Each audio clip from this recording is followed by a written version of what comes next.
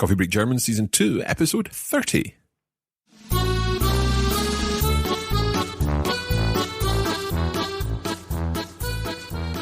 Hallo und herzlich willkommen zu Coffee Break German. Ich bin Marc. Und ich bin Andrea. Und wir sind sehr froh, hier zu sein.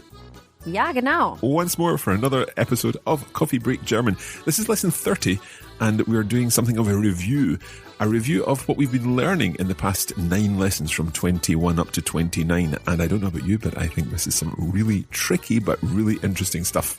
Yes, it's been demanding. Quite a journey. Yes. So, wie geht's dir, Andrea? Mir geht es super. Und dir? Ja, nicht so schlecht. Mein Kopf tut mir nicht so weh. Aha, das ist gut. I think the Wechselpräpositionen last week gave me a little bit of a sore head to work them all out. But I'm sure you remember them all today. I will be testing you. I look forward to that. As we've explained, this lesson is a review, and we're going to be covering quickly all the topics that we've already covered between lessons 21 to 29, with some further examples, I assume. Yes. Good. Okay, let's get started then. Bist du bereit? Ich bin bereit. Los geht's.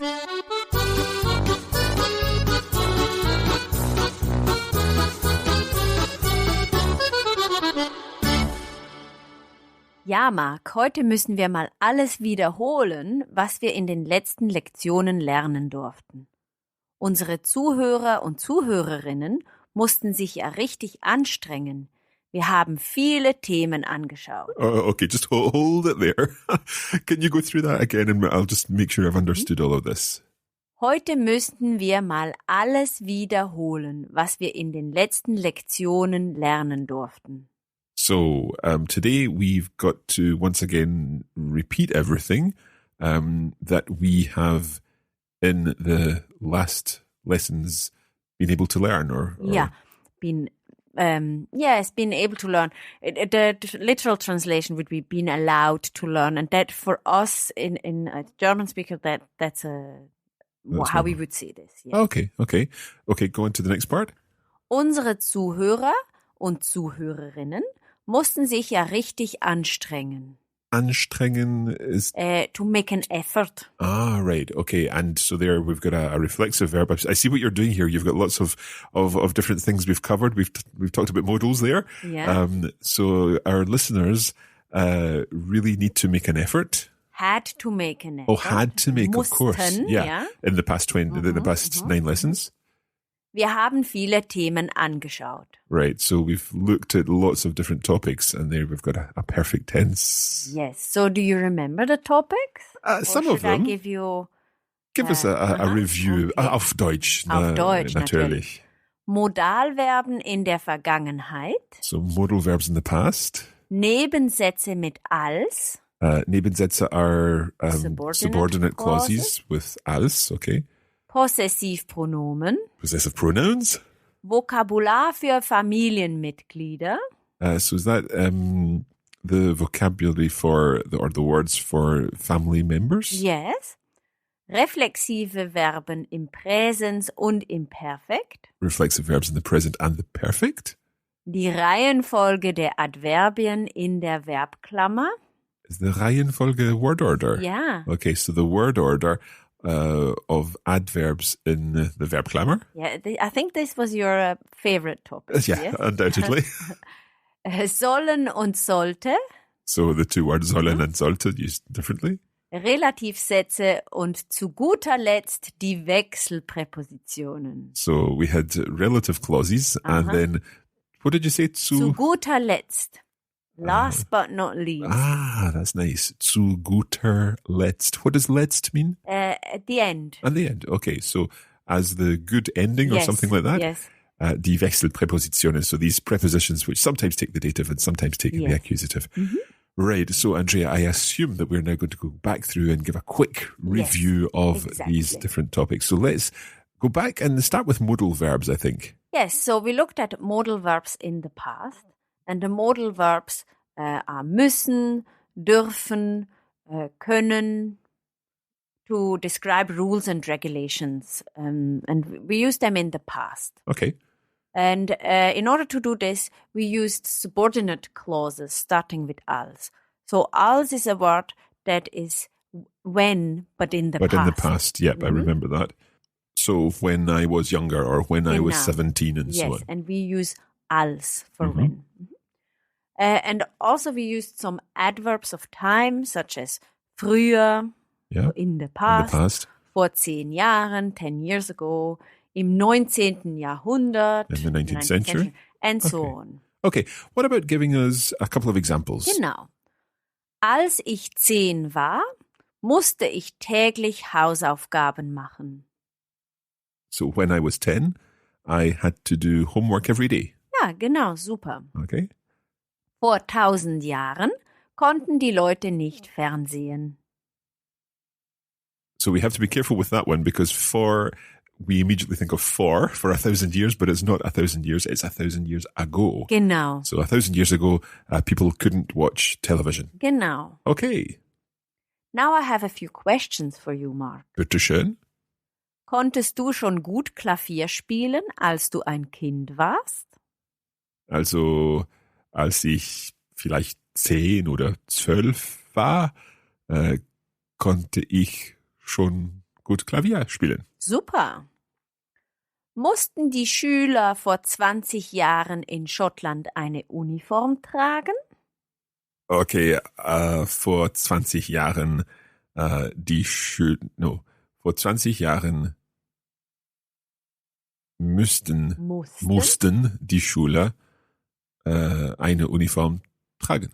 Ah. Ja, oder in Schottland, ja. Ja, in Okay. Schottland, in der Schweiz nicht. Okay. Was konntest du früher gut, aber jetzt nicht mehr so gut? Okay, also ich konnte Portugiesisch sprechen.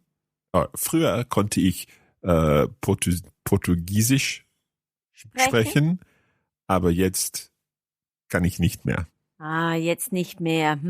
Schade. Ja, das ist schade. Ich muss mein Portugiesisch üben. Du brauchst Coffee Break Portugiesisch. Vielleicht Ja? ein Tag, ja. Okay, so that was our modal verbs. Let's move on to another topic. Genau, so. Die Possessive Pronomen und Familienmitglieder. So Possessive Pronouns and Family Members. Okay, and we're also thinking about the different cases that these are in. Yes. So we looked at what we call relatives, which are not siblings or parents, because we know the words for siblings and parents. Yeah. And I will now describe my family for a bit of review. Okay, and perhaps if you can do this in quite quick German, and then we can go through the sentences in more detail. Meine Eltern heißen Hans und Anneliese. Sie wohnen in der Schweiz. Mein Bruder heißt Stefan.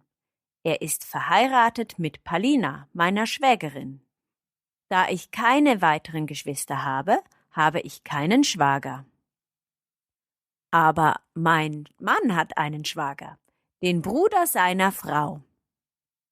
Seine Eltern, also meine Schwiegereltern, wohnen in Schottland.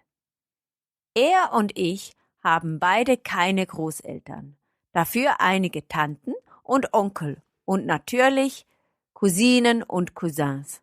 Ich bin selbst Tante und habe einen Neffen und 2 Nichten. Mein Mann ist ihr Onkel. Lots of information there about your family. Shall we go through this quickly and I'll try to translate it? Ja. So, meine Eltern heißen Hans und Anneliese. So your parents are called Hans and Anneliese. Sie wohnen in der Schweiz. They live in Switzerland. Mein Bruder heißt Stefan. My brother's called Stefan. Er ist verheiratet mit Palina, So he is married to Palina. meiner Schwägerin. So she is your sister-in-law. Da ich keine weiteren Geschwister habe, habe ich keinen Schwager. So since you have no other brothers and sisters, you don't have other in-laws. A brother-in-law. A brother-in-law. Schwager right, is a okay. brother-in-law. Of course, yeah. Aber mein Mann hat einen Schwager, But your husband has a brother-in-law, den Bruder seiner Frau. the brother of his wife. That would be me. Yeah. Yeah? It's getting complicated. Yeah, this. I know. So, mein Bruder ist sein Schwager. Huh? So Yeah. my brother is his brother-in-law. Seine Eltern, also meine Schwiegereltern, wohnen in Schottland. So his parents, which are your in-laws, Ja. live in Scotland. Er und ich haben beide keine Großeltern. He and I have both no grandparents. Dafür einige Tanten und Onkel und natürlich Cousinen und Cousins. The dafür bit there Instead, okay. Instead, you have some aunts and uncles and naturally some male and female cousins. genau. Ich bin selbst Tante und habe einen Neffen und 2 Nichten. So you're an aunt yourself, and you have a nephew and 2 nieces. Ja. Mein Mann ist ihr Onkel. So your husband is their uncle. Genau, sehr Okay, gut. lots of vocabulary there. Good to practice it. And again, it's quite tricky with all the different agreements of the possessive pronouns Yes. or the possessive adjectives there. Yes. Shall we quickly look at these possessive pronouns or adjectives? People use both expressions to Okay. describe them. Let's have a look then.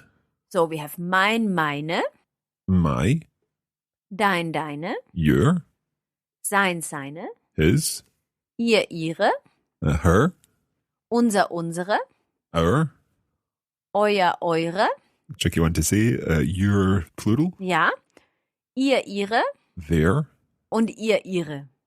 That's with the capitals, yeah? Yes. So that's your formal. Genau. Okay. Sehr gut. And of course, all these pronouns follow declination rules of the articles when we use accusative or dative. So I'll give you an example.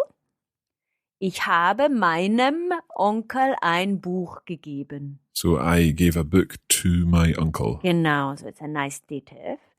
Er hat es gelesen und dann an seinen Sohn weitergegeben. So he read it and then gave it to his son. Genau, Good. sehr gut. Okay. Right, I think that's enough for the possessive pronouns and the possessive adjectives and family members. Let's move on to the next topic, which I think was reflexive verbs. Genau. So we have found out that some verbs in German are reflexive, like sich waschen, sich rasieren.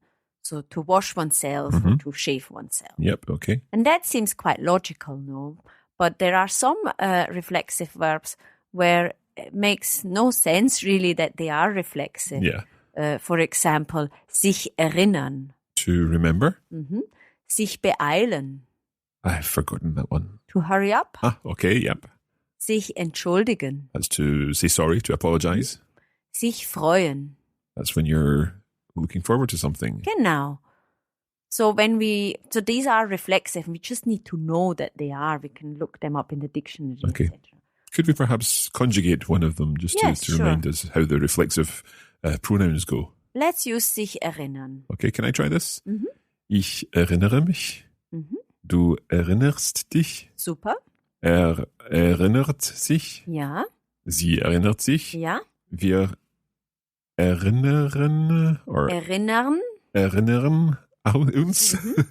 Ihr erinnert euch. Ja, genau. And then sie erinnern sich. Genau, sehr gut. So with that one, you drop the en at the end. It's just Yes, n. yes. So sie erinnern and wir erinnern. Ja, nicht Okay. erinnern, sondern erinnern. Erinnern. It's difficult It's to very say. difficult to say. Erinnern. Erinnern. So it's best if you don't really pronounce the R at the end. You just make a sound. So erinnern. Erinnern. Ja, Okay. gut. Right, so an example perhaps. Ich erinnere mich sehr gut an die Feier letztes Jahr und freue mich auf die diesjährige Feier.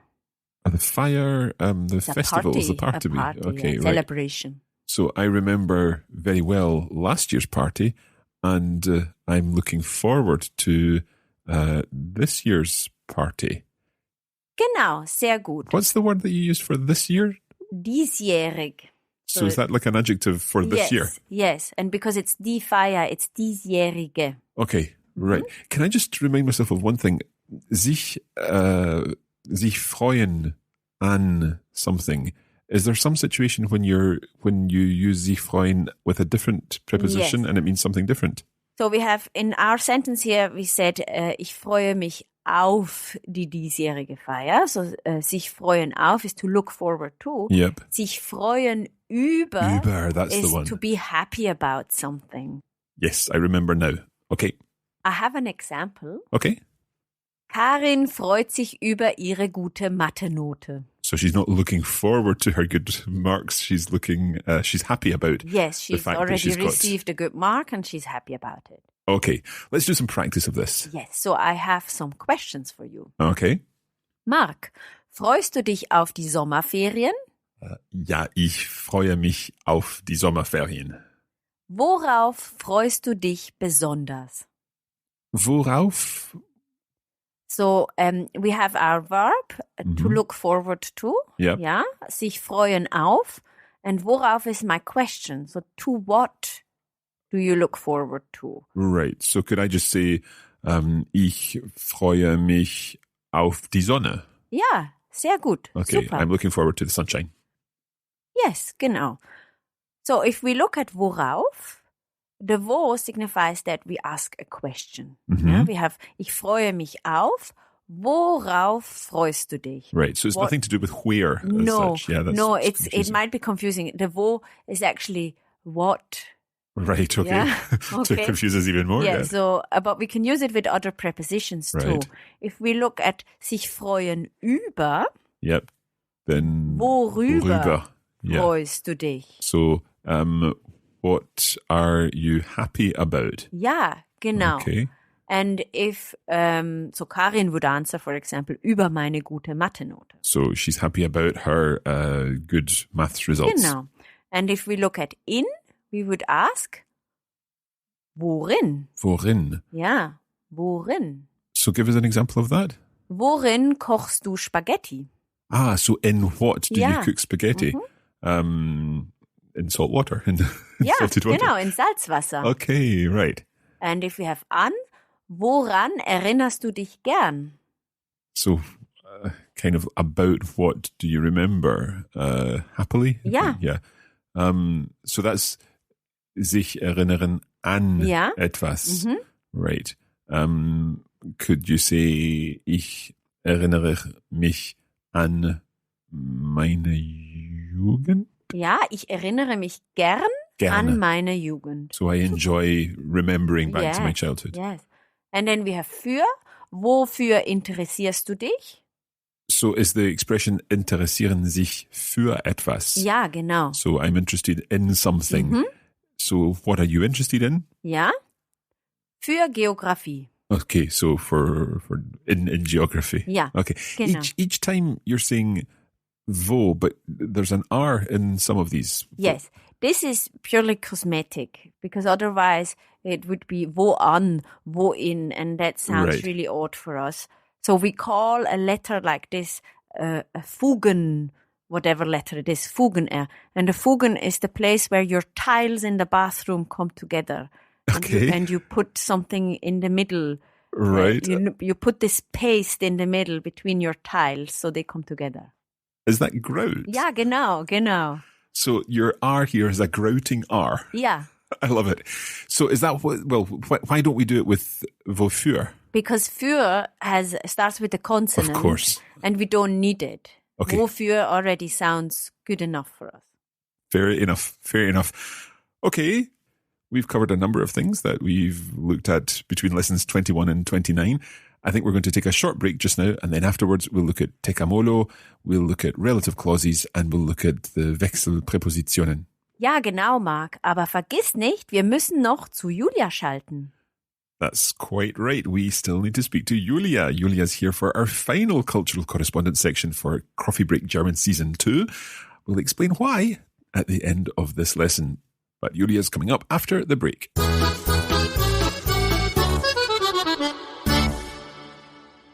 Here at Coffee Break German, we want to help you turn your downtime into do time. Brauchst du mehr Übung? Join us on Facebook 3 times a week and put your German to work with our language challenges and cultural insights. As they say, practice makes perfect. Oder auf Deutsch, Übung macht den Meister. Head over to facebook.com/coffeebreakgerman. Wir sehen uns hoffentlich bald.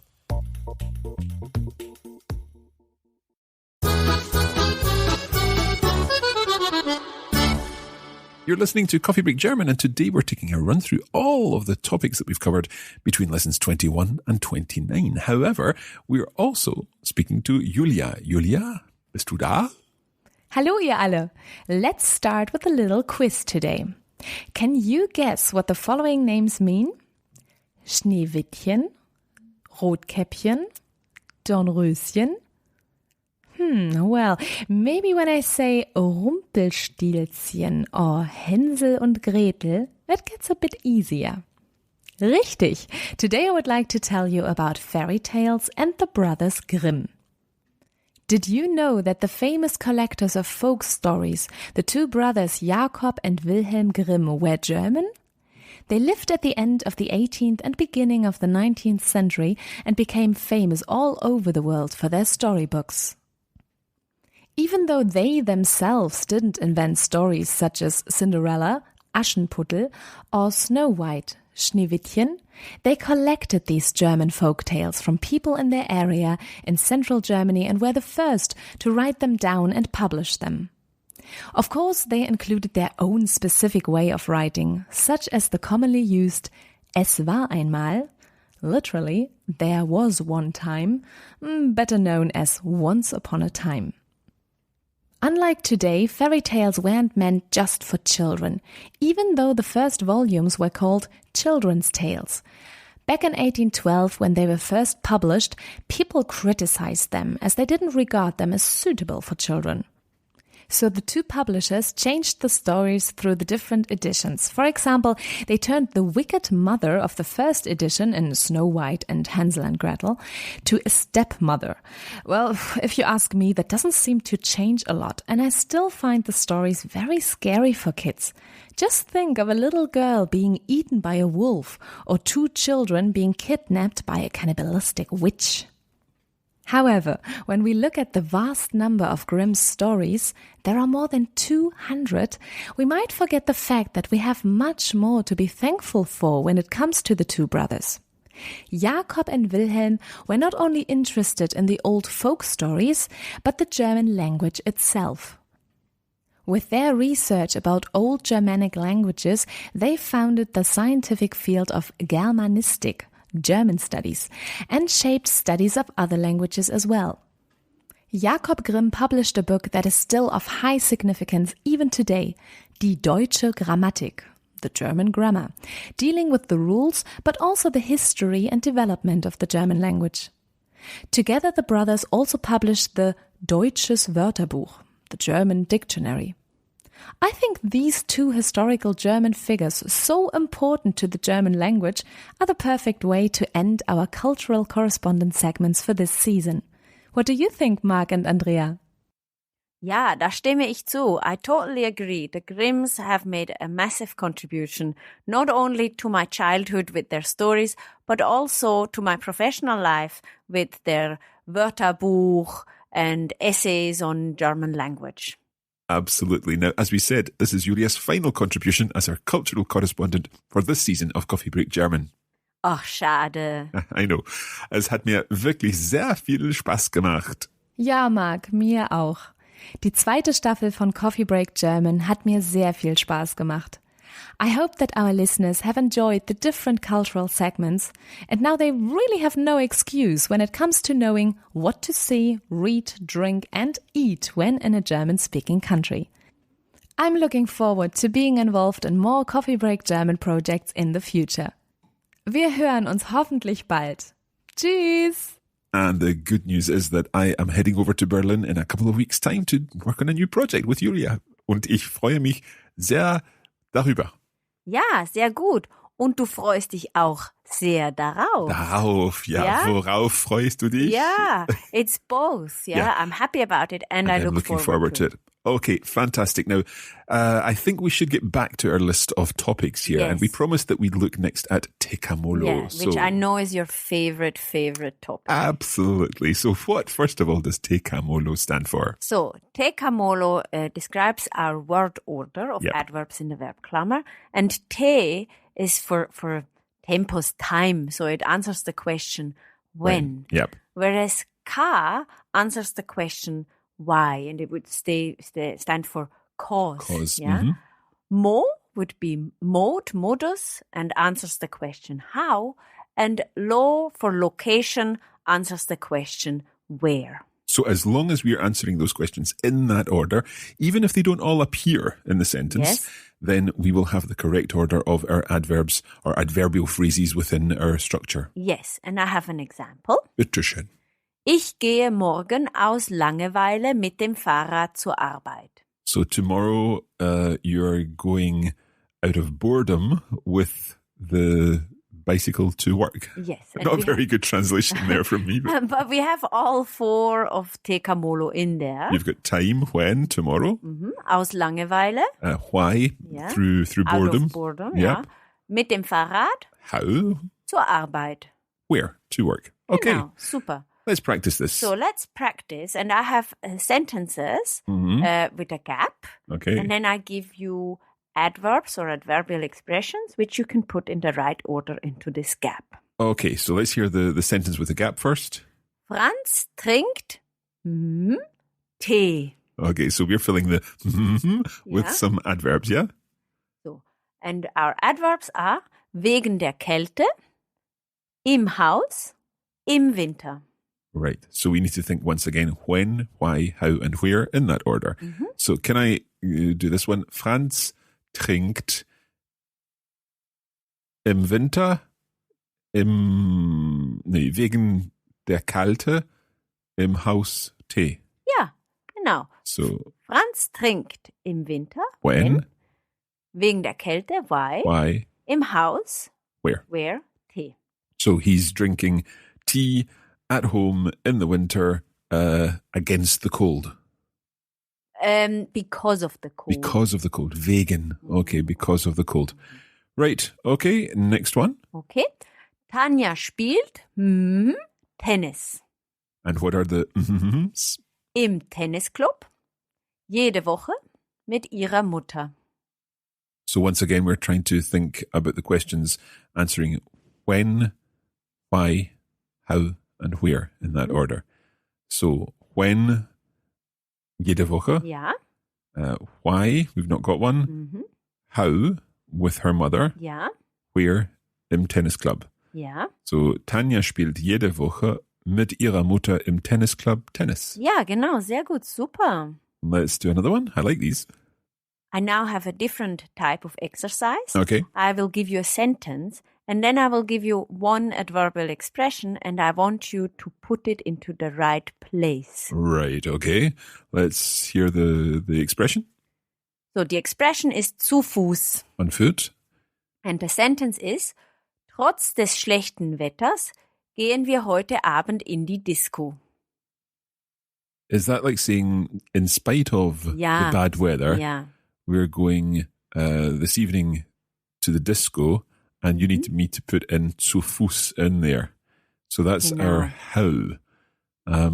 So we've got have we got two hows here? What's the trotzdem des schlechts? Trotz des schlechten Wetters ist K.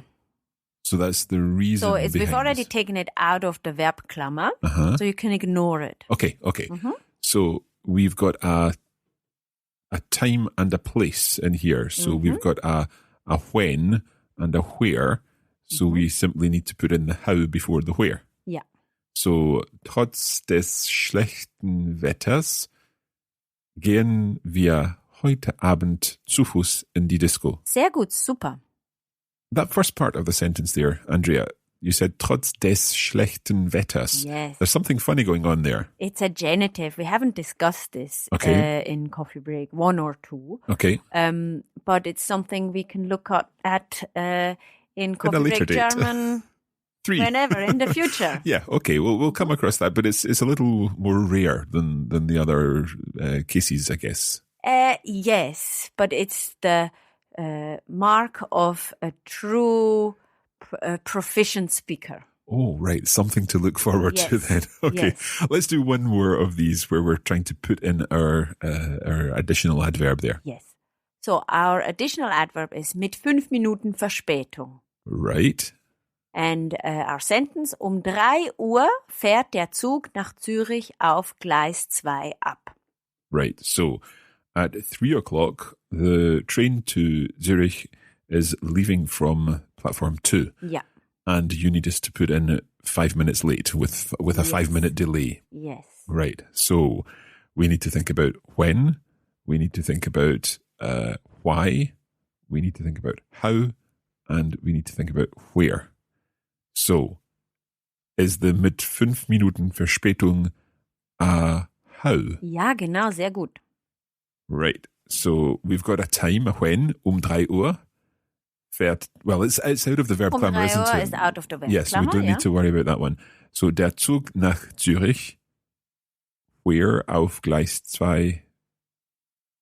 Right, so do we put 3 Uhr fährt der Zug nach Zürich mit 5 Minuten Verspätung auf Gleis 2 ab. Sehr gut, bravo. Oh, okay. Well done. Tricky stuff. Ja, aber sehr gut gemacht. Well done. Dankeschön. Earlier, when we were talking about what we still had to look at, we kind of forgot to mention sollen and sollten. Can we have a very quick review of this, Andrea? Yes. So sollen is a modal verb. Mm-hmm. And we use it very often when we report what someone else said. What, for example, what we should do. Yeah. Okay. So, for example, the doctor told me I should eat more vegetables. And I tell you about this. Dann sage ich, der Arzt sagt, ich soll mehr Gemüse essen.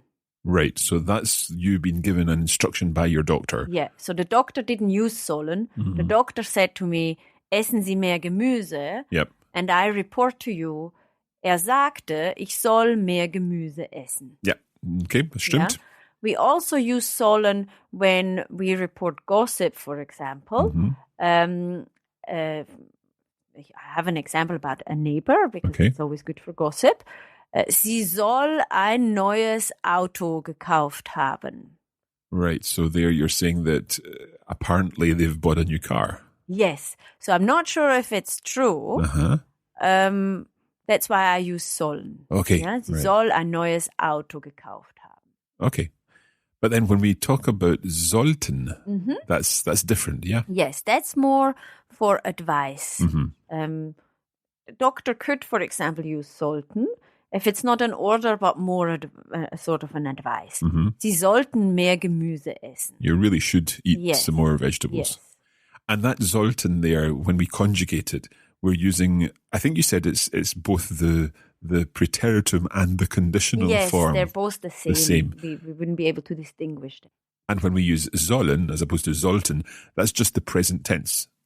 Ja, genau. Okay, there was one other use of sollen in the present that we also mentioned, and that was when we're making a suggestion. Yes. So, for example, sollen wir heute ein Eis essen? Good idea. Sounds like a good idea.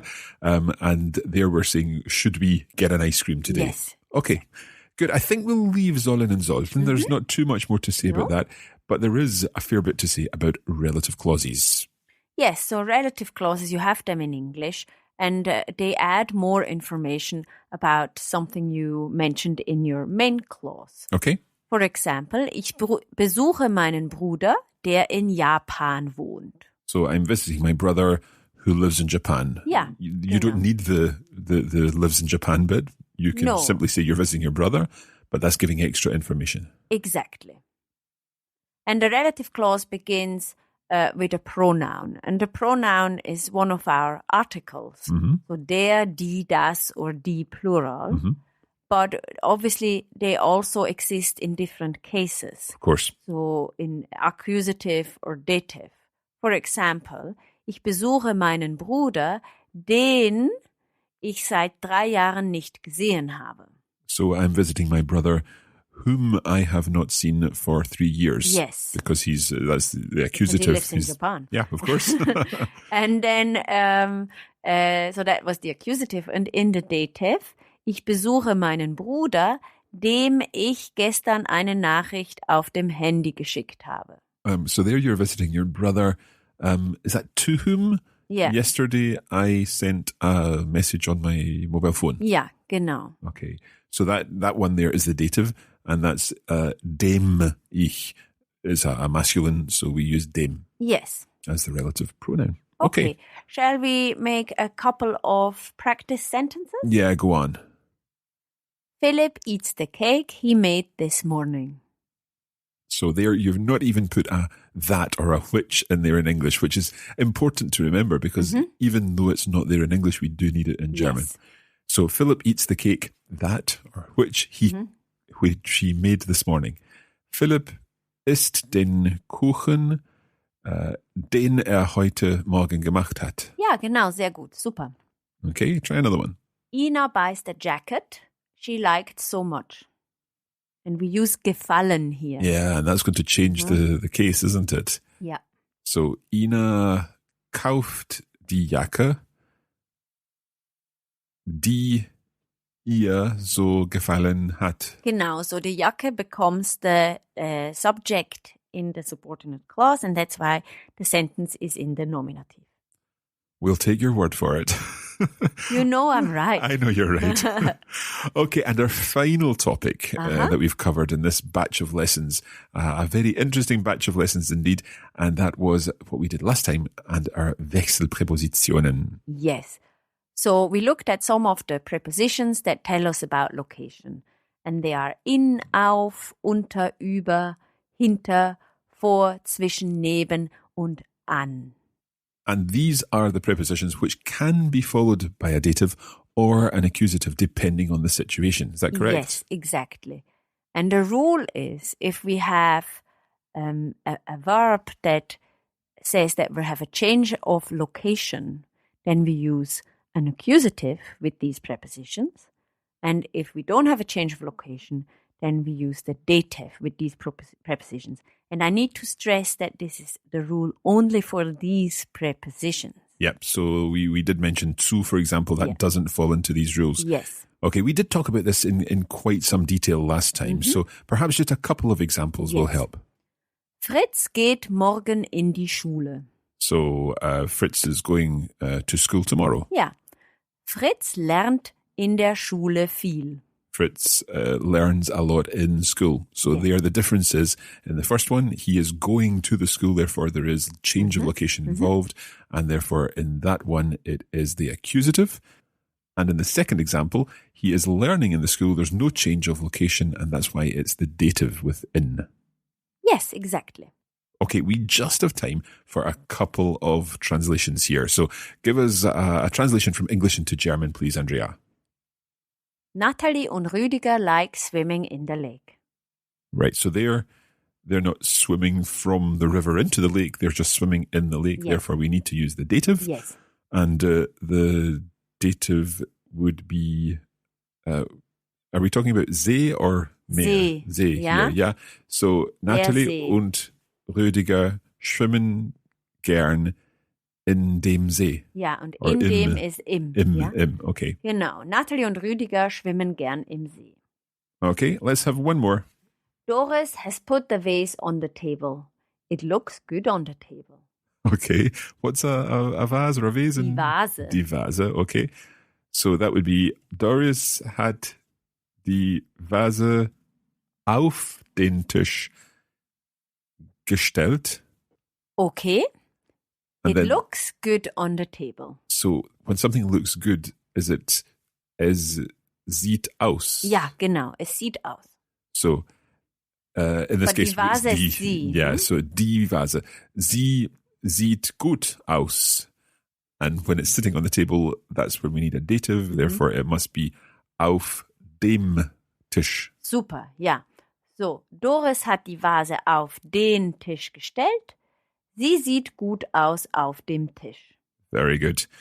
Well, that is a marathon review of the content of lessons 21 to 29. Ja. And that's where we're going to leave this lesson. Now, of course, there's more practice on all of these issues, these topics in our bonus materials. And there is our bonus audio lesson, our notes, and our video version for this lesson, and indeed every other lesson of Coffee Break German, all 30 of them so far for this season. You can find them at coffeebreakgermanplus.com. And let us know what you've enjoyed most about this section of Coffee Break German. We'd love to hear from you. Post a comment on the website, or of course you can get in touch with us via social media. Look for Coffee Break German on Facebook, We are at Learn German on Twitter, and you can also follow at Coffee Break Languages on Instagram. Now, we did mention earlier that something's going to be a little bit different for the remaining lessons. There are 10 lessons left of Coffee Break German Season 2. And what we're going to do is come up with a bit of a story for you, because we would like to put all the language that we've learned into practice. So starting from lesson 31, you're going to be enjoying episodes of call it a radio play, a story that you're going to follow. And of course, lots of the grammar and lots of the vocabulary and the constructions that we've learned will naturally come up in these episodes. That's going to be in a few weeks' time. We're taking a few weeks off to try to get it all organized and all put together, because there's quite a lot of speakers to bring into it. And I'm sure you'll recognize some of the voices involved in this story. But I think this will be a fantastic way to practice what you've learned so far, and also to increase your range of expression and your vocabulary yet further. That's coming up in a few weeks' time on Coffee Break German. For now, vielen Dank. Thank you very much indeed for sticking with us right through to lesson 30 and indeed to minute 41 of this episode. And bis zum nächsten Mal. Bis bald.